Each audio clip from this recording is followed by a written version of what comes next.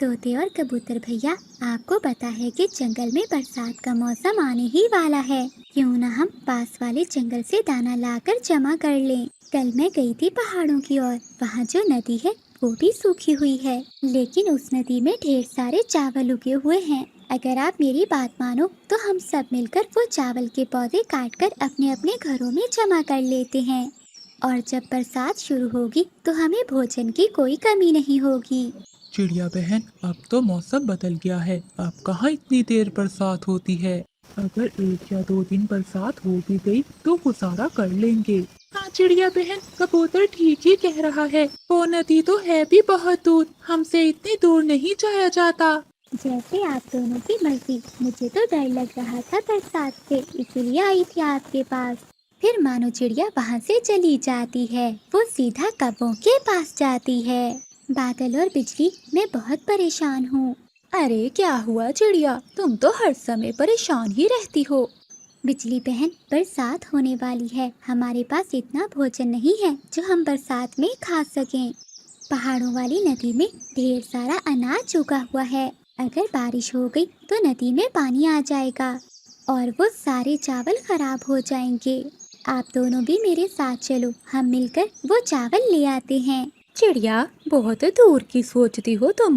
वो तो बहुत दूर है नदी, हम तो इतना दूर नहीं जा सकते।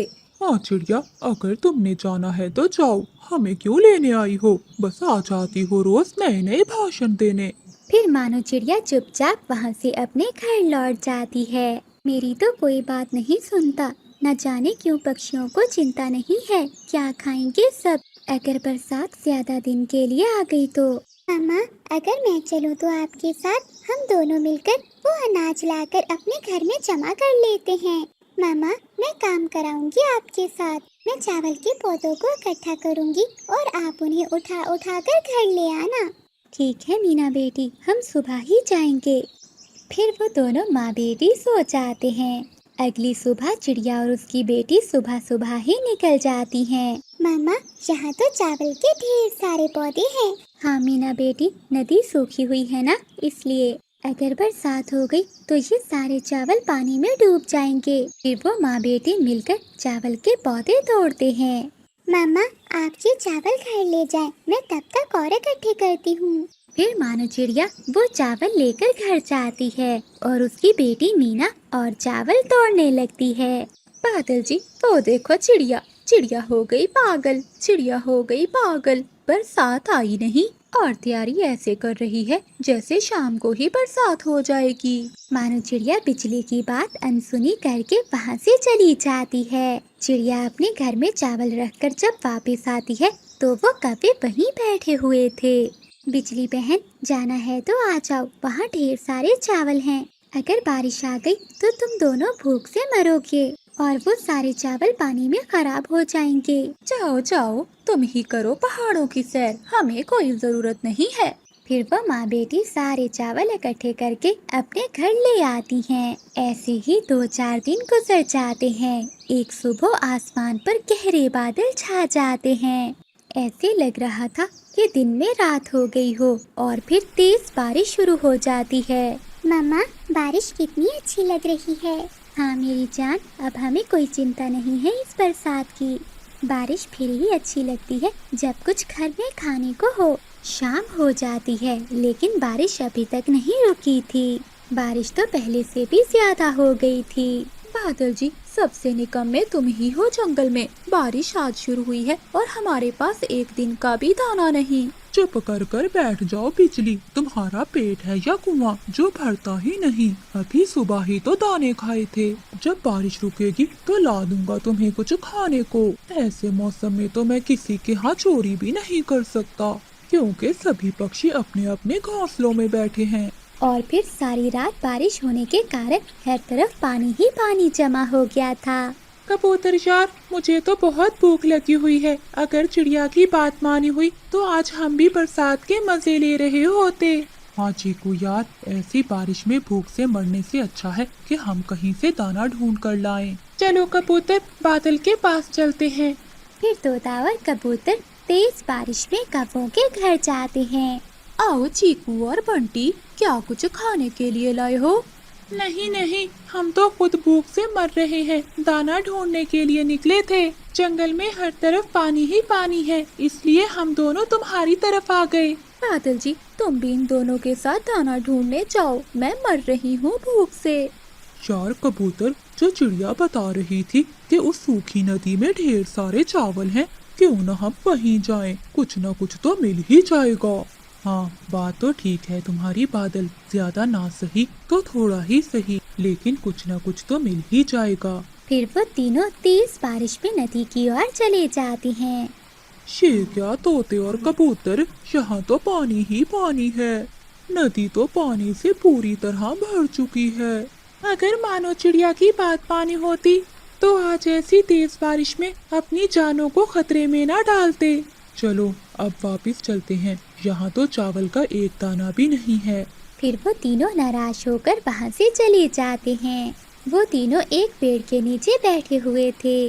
दोस्तों, भूख के मरने से अच्छा है क्यों ना हम मानो चिड़िया के पास चले, वो जरूर हमें कुछ खाने को दे देगी। ना भाई तोते, मर जाऊंगा लेकिन उस चिड़िया से भीख नहीं मांगूंगा। ठीक है काफी, अगर तुमने नहीं जाना तो ना जाओ। चलो तोते, हम चलते हैं। फिर चीकू तोता और बंटी कबूतर दोनों मानो चिड़िया के घर की ओर चले जाते हैं। चिड़िया बहन, हम दोनों बहुत शर्मिंदा हैं, हम भूखे हैं, हमारी मदद करो। कबूतर भैया, उस नदी में इतना ढेर सारे चावल थे कि हम सारी जिंदगी बैठकर भी खाते तो वो कभी खत्म न होते, लेकिन अब तो पानी भर गया होगा उस नदी में। हाँ चिड़िया बहन, मैं तोता और कौवा गए थे वहाँ तो पानी ही पानी था। आप सबने ऐसी तेज बारिश में वहाँ जाकर बहुत बड़ी गलती की। जंगल के सभी पक्षी मुझसे दाना लेकर जा रहे हैं, आप दोनों भी आ जाते। मैंने कौन सा मना किया है किसी को। ये ले तोते और कबूतर भैया, ये चावल आप ले जाएं, अगर खत्म हो जाए तो और ले जाना। चिड़िया बहन, तुम्हारा बहुत बहुत धन्यवाद। फिर तोता और कबूतर वहाँ से चले जाते हैं। उधर बिजली का भी भूख की वजह से मर रही थी। बादल जी, मुझे लगता है मैं भूख से मर जाऊंगी, मेरा शरीर काम नहीं कर रहा। बिजली की ऐसी हालत देखकर बादल कापा चिड़िया के घर जाता है। चिड़िया बहन, बिजली ने भेजा है मुझे, वो भूख से मर रही है। वो कह रही है कि मेरी बहन चिड़िया से कुछ चावल ला दो मुझे खाने के लिए। कभी भैया, आप ये चावल ले जाओ, लेकिन हाँ, मेरी बात याद रखना, हमें कभी भी अच्छे समय में अपने आने वाले बुरे समय को नहीं भूलना चाहिए। मानो बहन, मैं बहुत शर्मिंदा हूँ, मैंने मजाक उड़ाया था तुम्हारा। फिर बादल कावा मानो चिड़िया से ढेर सारे चावल लेकर अपने घर की ओर चला जाता है। अरे ये क्या पक्षियों, हमने तो सोचा था कि नए जंगल में जाएंगे, वहाँ भोजन की परेशानी नहीं होगी, परंतु इस जंगल में ना फल है और ना ही सब्जियाँ। हाँ बादल भैया, अब हमें भोजन लेने के लिए रोज फिर से दूर ही जाना पड़ेगा। चीकू, ये तो बहुत गलत है, हम रोज भोजन लेने भला कहाँ जाएंगे। देखो बिजली बहन, हम इस समस्या का कोई ना कोई हल तो ढूंढ ही लेंगे, परंतु अभी दोस्तों हम सबको अपने मजबूत घर बनाने होंगे, क्योंकि बारिश का कुछ भी नहीं पता कि कब हो जाए। शाम हो जाती है, शाम तक सभी पक्षी जंगल में अपने अपने मजबूत लकड़ियों के घर बना लेते हैं। रात हो जाती है। पक्षियों, घर तो बना लिया हमने, अब कल भोजन लेने हमें दूर जाना पड़ेगा। मैं तो ये बात सोच सोच कर परेशान हो रहा हूँ। कबूतर भैया, मैंने इस समस्या का उपाय ढूंढ लिया है, बस हमें कुछ महीने ही भोजन की खोज में जाना पड़ेगा दूसरे जंगल। उसके बाद हमारे जंगल में बड़े बड़े फलों के पेड़ होंगे और सब्जियों के खेत भी। अच्छा, मानो क्या है उपाय। बिजली बहन, हम सब मिलकर कुछ पैसे इकट्ठे करते हैं और फिर दूसरे जंगल से फलों और सब्जियों के बीज खरीद लाते हैं। वैसे भी बरसात का मौसम करीब है, अगर हमने बीज अपने जंगल में बो दिए तो देखना कुछ ही समय बाद हमारे जंगल में भी फलों के पेड़ और सब्जियां उग आएंगी। हाँ चिड़िया बहन, ये उपाय तो बहुत अच्छा है। क्यों पक्षियों, तुम सब क्या कहते हो? हाँ, मैं राजी हूँ, करते हैं सब मिलकर काम। फिर अगले दिन सभी पक्षी चिड़िया के घर में आते हैं और अपने अपने पैसे चिड़िया को जमा करवाते हैं। चलो दोस्तों, अब सबके पैसे जमा हो गए, अब मैं और कबूतर भैया जाकर दूसरे जंगल के पक्षी से बीज खरीद लाते हैं। फिर मानो चिड़िया और कबूतर दोनों पहाड़ों के रास्ते दूसरे जंगल बीज खरीदने चले जाते हैं। शाम तक वो बीज खरीद कर वापिस आ जाते हैं। चलो दोस्तों, बीज तो आ गए हैं, अब हम सबको मिलकर मेहनत करनी होगी। फिर वो सारे पक्षी मिलकर मेहनत से जमीन में बीज बो देते हैं। अरे बिजली, कहाँ फंस गया मैंने कभी इतनी मेहनत नहीं की। हाँ बादल जी, बीज को बोते बोते मेरी कमर भी अटक गई है। अरे बादल और बिजली, बातें कम करो, काम ज्यादा करो, क्योंकि हमें अभी बहुत काम करना है। कुछ ही घंटों में वो सारे पक्षी मिलकर जमीन में सारे बीज बो देते हैं। अगले दिन जंगल में जोरदार बारिशें शुरू हो जाती हैं। सभी पक्षी बारिश से बहुत खुश थे, क्योंकि बारिशों के पानी से उनके बोए हुए बीजों में से नन्हे नन्हे पौधे निकल रहे थे। ऐसे ही कुछ महीने गुजर जाते हैं। सभी पक्षियों की मेहनत अब रंग ले आई थी। अब तो उनके जंगल में काफी बड़े बड़े फलों के पेड़ लग चुके थे, और तो और सब्जियां भी काफी तेजी से बढ़ रही थी। अरे वाह वाह, क्या बात है इस आम की, ये आम तो बहुत मीठा है। हाँ तोते, ये सेब भी बहुत मीठा है, मजा आ रहा है खाने में। मानना पड़ेगा चिड़िया, तुम्हारी वजह से ही आज हम सब पक्षियों को बैठे बिठाए फल मिल रहे हैं। बिजली और बादल दूसरे पक्षियों को फल खाता देखकर चल रहे थे। उनके तो मन में अब लालच पैदा हो गई थी।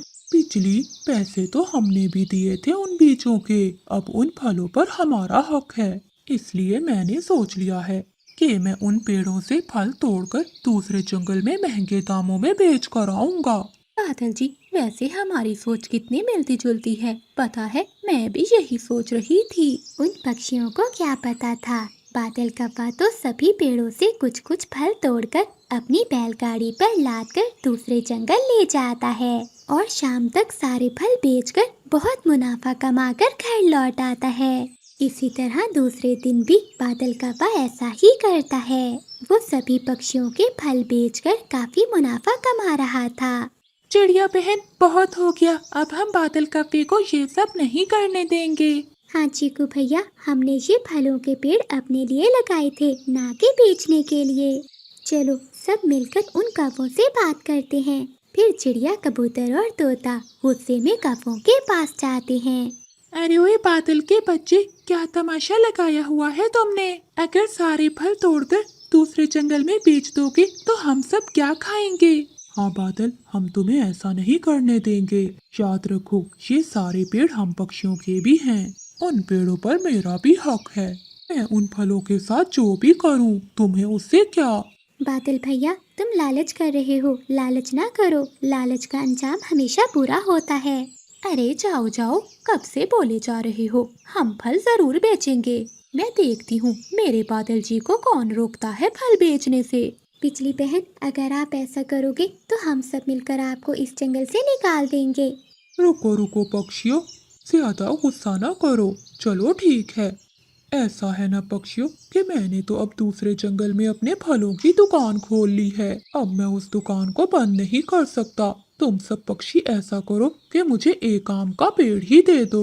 मैं वादा करता हूँ कि आम के पेड़ के अलावा मैं किसी दूसरे पक्षी के पेड़ को नहीं छूऊंगा। ठीक है बादल भैया, आप आम का पेड़ रख लो, लेकिन याद रखना फिर सब्जियों और किसी भी पेड़ पर आपका कोई हक नहीं होगा। हाँ हाँ ठीक है, मुझे मंजूर है। बादल कव्वा तो पैसों की लालच में आकर एक पेड़ ले लेता है। अब बादल कव्वा रोज अपने आम के पेड़ से आम तोड़कर दूसरे जंगल ले जाता है। कुछ दिन बीत जाते हैं। एक रात एक लकड़हारा पक्षी उस जंगल में आता है। अरे वाह, कितने दिनों से आम का पेड़ ढूंढ रहा था। मुझे इसी आम के पेड़ की लकड़ी ही तो चाहिए थी। अब इस पेड़ को काटना ही पड़ेगा। फिर वो लकड़हारा उस आम के पेड़ को काटने लगता है। अगली सुबह हो जाती है। जब बिजली कव्वी और बादल कव्वा अपने पेड़ के पास जाते हैं तो वहाँ कुछ भी नहीं था। अरे बादल जी, हमारा आम का पेड़ कहाँ गया? बिजली, लगता है कोई लकड़हारा हमारा पेड़ काट कर ले गया है। बादल जी, हम तो बर्बाद हो गए। अपनी लालच की वजह से बादल कव्वे ने अपना बहुत बड़ा नुकसान कर लिया था। अब वो किसी दूसरे पेड़ से फल और सब्जियां भी नहीं खा सकता था। बिजली, मेरी सहेली है ना नीली जी, उसके पति की मौत हो गई है और वो बेचारी बिल्कुल अकेली हो गई है। नीली जी ने अंडे भी दिए हुए हैं। अब वो हमारे जंगल में रहने के लिए आ रही है। जब मैं तुम्हारे लिए भोजन लेने जाऊंगा तो उसके लिए भी थोड़ा बहुत भोजन ले आया करूंगा, ताकि नीली जी अपने अंडों को अकेला छोड़कर ना जाए। क्यों बादल जी, ये नीली जी वही है ना जो तुम्हारे बचपन की दोस्त थी? सुन लो, तुम उसके लिए भोजन नहीं ढूंढोगे वरना अच्छा नहीं होगा। बिजली, तुम ही तो कहती थी कि मानो चिड़िया की तरह हमें भी दूसरे पक्षियों की मदद करनी चाहिए, और अब तुम खुद ही मना कर रही हो। तुम जो भी कहो, मैं तो नीली जी की जरूर मदद करूंगा। बादल कव्वे की बात सुनकर बिजली कव्वी बहुत डर जाती है कि कहीं उसका सपना सच ना हो जाए। जुगनू बेटा, कल ही मैंने सपने में देखा था कि उस नीली कवि ने तुम्हारे पिता से शादी कर ली है और आज ये नीली कवि हमारे जंगल में भी आ गई है। तुम घर पर ही बैठो जुगनू, मुझे तुम्हारे पापा पर नजर रखनी होगी। फिर बिजली कव्वी भी छुपके बादल कव्वे के पीछे चली जाती है। नीली जी, ये लो, मैं तुम्हारे लिए भोजन लाया हूँ। अब तो रोज मैं तुम्हारे लिए भोजन लाया करूँगा, तुम चिंता ना करना। बादल यार, तुम कब तक नीली कवि को भोजन ला कर देते रहोगे? मुझे तो लगता है अब नीली कवि को दूसरी शादी कर लेनी चाहिए। हाँ तोते यार, बात तो तुम्हारी ठीक है। नीली जी, तुम किसी कौवे से शादी कर लो। हाँ बादल जी, मैं शादी तो कर लूँ, लेकिन इस जंगल में कोई भी मेहनती कौवा नहीं है जिससे मैं शादी करूँ। नीली जी, वैसे मैं बहुत मेहनती कौवा हूँ, मैं तुमसे शादी कर लेता अगर मेरी शादी उसे बिजली से ना हुई होती। बादल यार, इसमें कौन सी बड़ी बात है, शादी तो तुम अब भी कर सकते हो नीली कवि से। खिड़की में बैठी बिजली कव्वी उनकी बातें सुन रही थी। वो ये बातें सुनकर जल जाती है और वापस चली जाती है। अरे तोते यार, ये तुम कैसी बातें कर रहे हो? मैं तो बिजली से शादी कर चुका हूँ, अब भला मैं नीली जी से कैसे शादी कर सकता हूँ? बादल यार, इसमें गुस्सा क्यों हो रहे हो? मैं तो मजाक कर रहा था। बिजली कव्वी आधी बात सुनकर गुस्से में एक पेड़ पर जाकर बैठ जाती है।